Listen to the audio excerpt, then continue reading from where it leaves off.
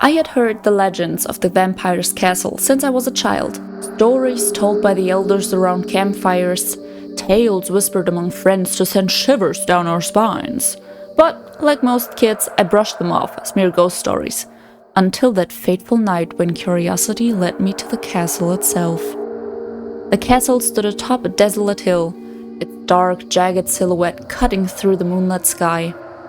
Ivy crawled up its cracked, weathered walls, and the air around it was thick with an unnatural chill.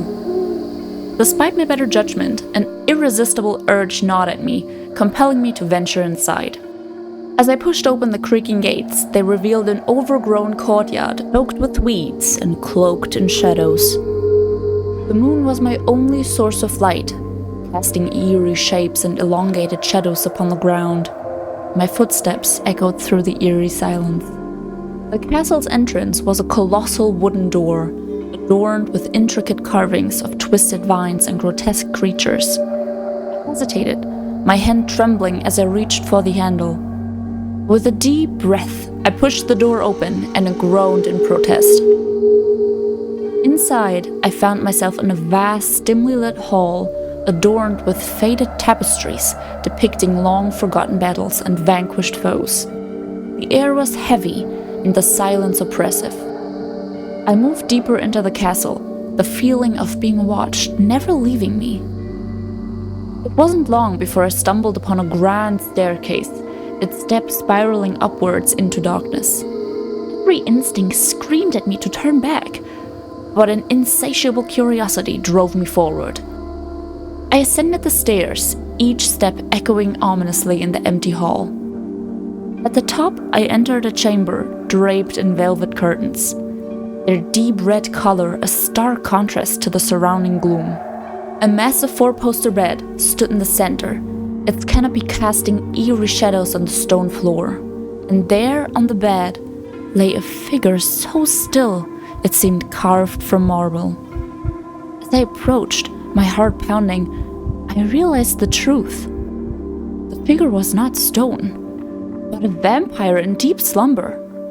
His skin was pale as the moon, and his lips were tinged with a faint crimson hue. A chalice of blood rested on the bedside table, its contents still warm. Panic surged through me as I turned to flee, but before I could reach the door, a cold hand grasped my shoulder. I froze, my breath catching in my throat. The vampire had awakened. His voice was like silk and ice as he whispered, "You've entered my castle, mortal, and now you are mine." I was trapped, a helpless prey in the lair of the undead.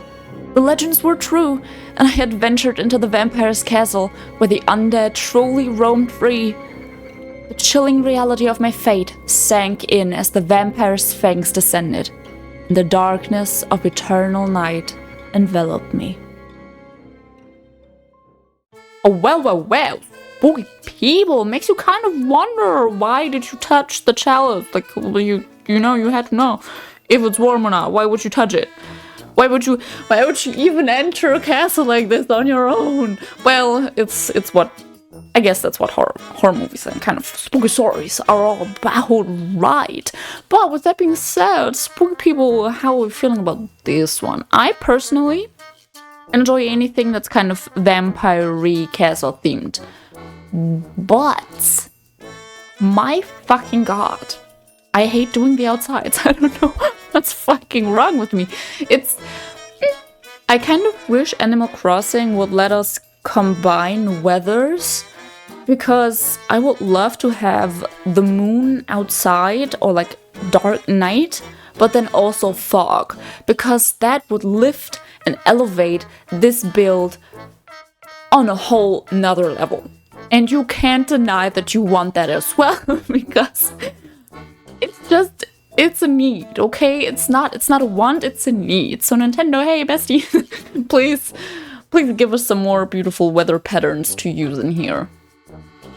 But yeah, vampire vibes, going strong. Had to obviously put my little alien gremlin thingies outside, as well as the skeletons. It's the vibe.